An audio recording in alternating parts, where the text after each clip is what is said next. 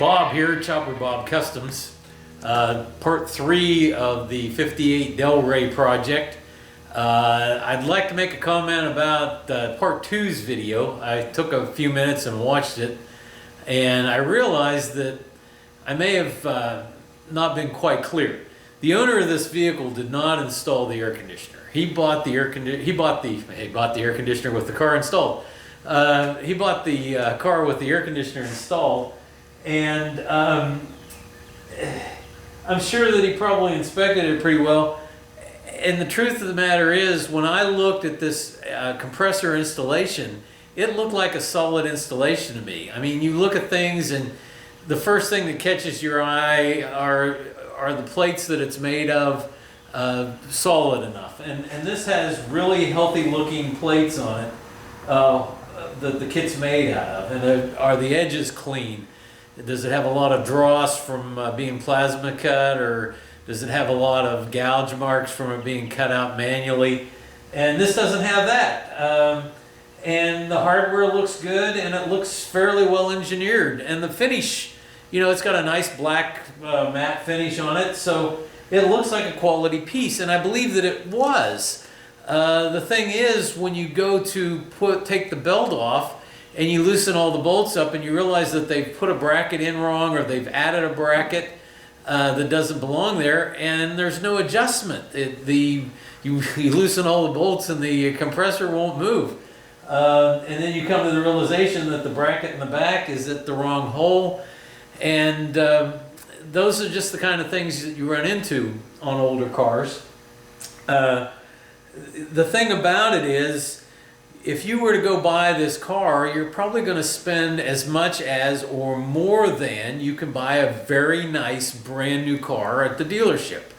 And the thing about buying a nice brand new car at the dealership is that you don't expect that you're going to have to re-engineer the AC mounting bracket when you buy that car. You pretty much are right to assume that the car has been engineered correctly and assembled correctly. And the guy on the assembly line has read the instructions. What we have here is something else, and that's part of the nature of older cars. I mean, you don't buy them because you want safe, dependable, reliable transportation that's not going to require any input from you over time.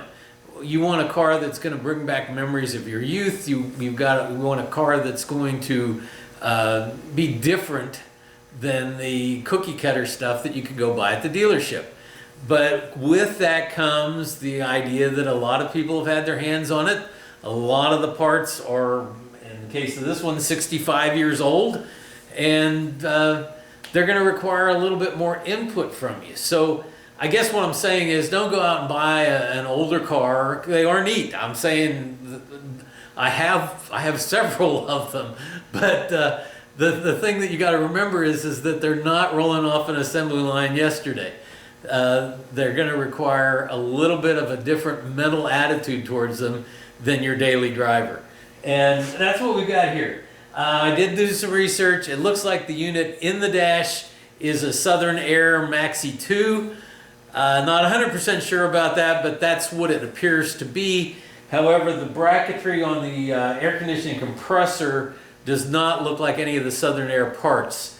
It sort of resembles an Allen Grove setup, but not quite. I don't know whether it's an Allen Grove that somebody has mismatched a bunch of extra parts to, or whether it's an Allen Grove knockoff.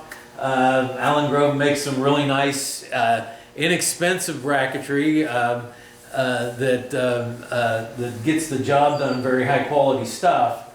But here again, you have to read the instructions and you have to follow them exactly, and you have to think this through and make sure that when you're done, it does operate the way it's supposed to. And if it doesn't, chances are the instructions may have been a little bit weak and you might not have understood them, or you might not have done what the instructions said. And that being said, this is what we've got here, and I'm going to try and figure out how that AC compressor will be adjustable so that when the owner of this car sells it to somebody, he can say absolutely that all you have to do is plug it in your car, hook the air conditioner lines up, and you're good to go. So with that, what I'm going to do is I'm going to start the tear down on it. This will all be fast. The other thing I noticed was I didn't put music in, and so there's just a lot of silence of me moving real fast. So I hope to rectify that on this video. Leave me a comment. Do you like the music? I basically am a cheap guy. I go out and look for royalty-free music that I can put in my videos. And because I just think that the silence with me gyrating is not all that interesting. So leave me a comment by all means, and like the videos. Even if you don't like them, please like the videos and subscribe, because I want to get the word out that I'm doing this kind of stuff here. And this is my retirement, folks. You don't want me sitting down in front of the TV set and reading my obituary in a couple years. So let's get started.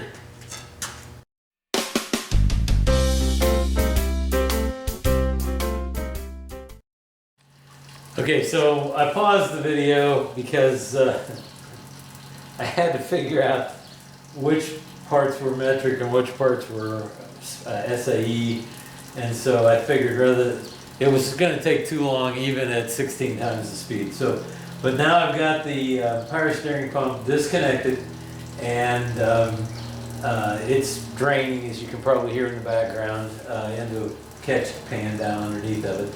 So I'm going to go ahead and take the carburetor off. I've been debating whether I wanted to leave it on or not. I think that I can get a shorter assembly so I can get it out easier with the carburetor off, and that'll also allow me the opportunity to use a carburetor plate to lift it with rather than my load leveling thing. Since it's just going to be the engine coming out, I don't necessarily need the load leveling. So I'm going to go ahead and take the carb off, and it's also got a spacer, and so I'm going to do that now.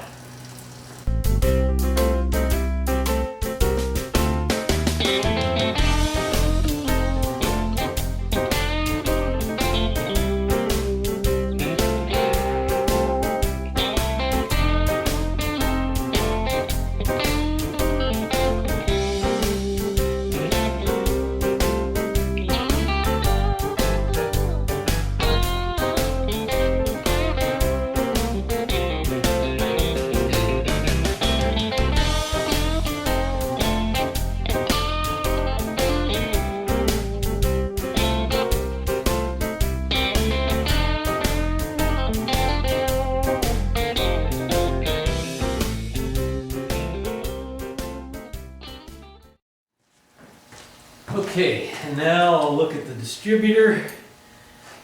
Looks like he's got a tack wire and an ignition wire.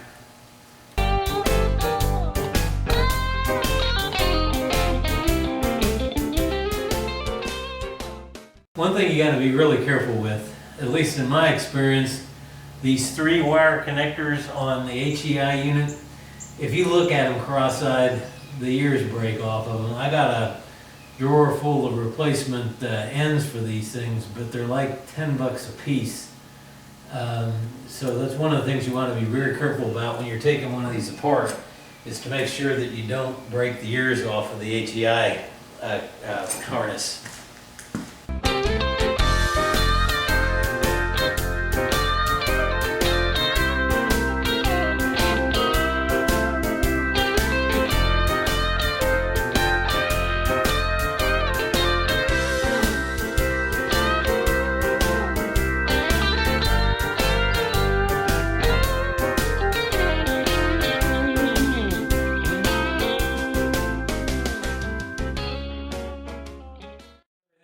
Side disconnected.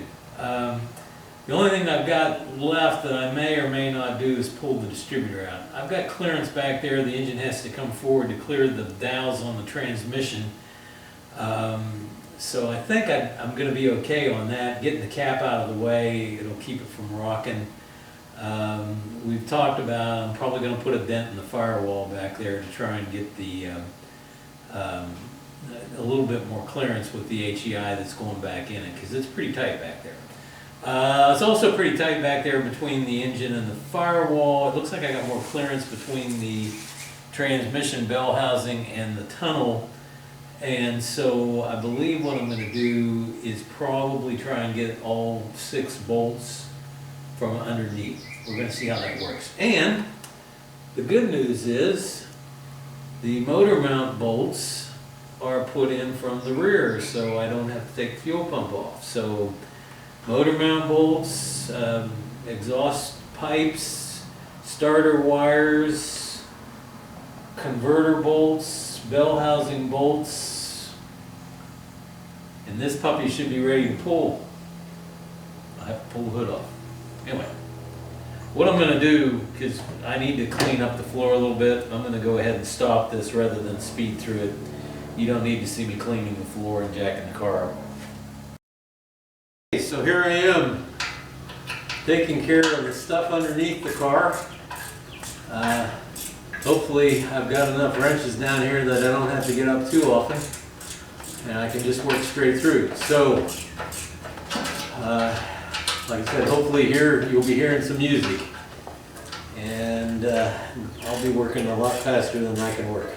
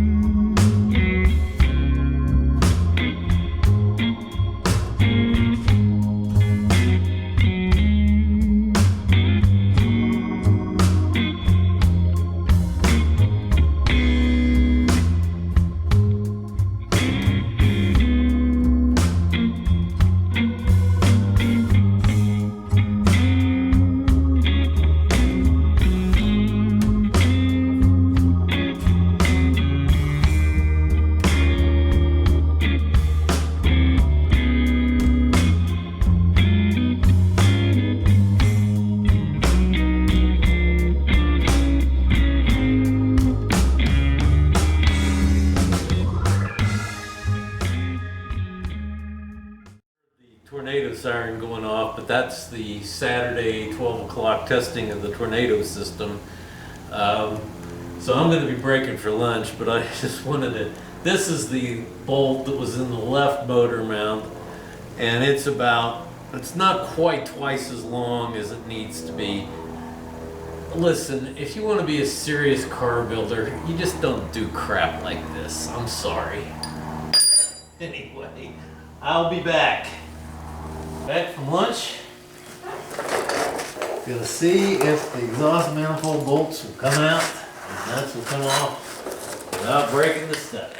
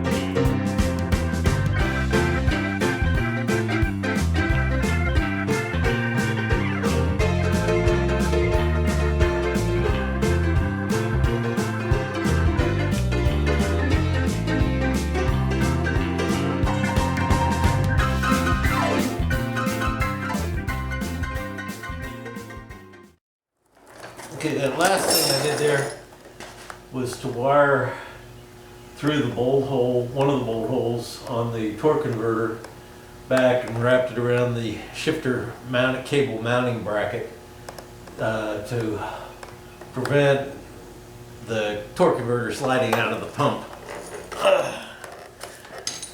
I can put them back in, but I rather not if I don't have to, particularly when I'm laying underneath the car. Anyway, so it's ready to come out. I'm going to have to get somebody to help me take the hood off, and then I'm going to pull it. Okay, so Rockin' Robin came over and brought me the fuel pump that came in. So now all I need is the gas tank, and we'll be all set to get the gas tank put back in and then run the lines up to the front. While he was here, we also talked about fuel in the funny car and what we're going to be doing on it when he goes to the bigger blower, which I think the next time we go out we're going to have the bigger blower on it. And while he was here, I conned him into helping me take the hood off. So, and you know, I thought that hood was going to be lighter than it was. That's a pretty heavy hood. There's not much there, but it's heavy. So I'm glad he came over and gave me a hand.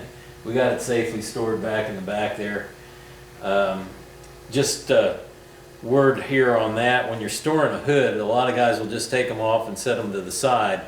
Get yourself about 8 inches of 5/8 heater hose, cut it in half so you got 2 4-inch long pieces, slice it down the middle, and then you can wrap it around the edge of the hood, and then when you set it down you're not chipping the paint on the corners of the hood when you set it down on the ground. So it's back there with heater hose on the bottom of it, on the back lip, and then I've got a moving blanket protecting it from the leaning up against the altar. Anyway, so basically I've got everything disconnected on the engine here. The only thing that's holding it in is gravity. I will probably go ahead and at least cut the exhaust pipes off at the mufflers so that I'll be sure and be able to get the headers in the car.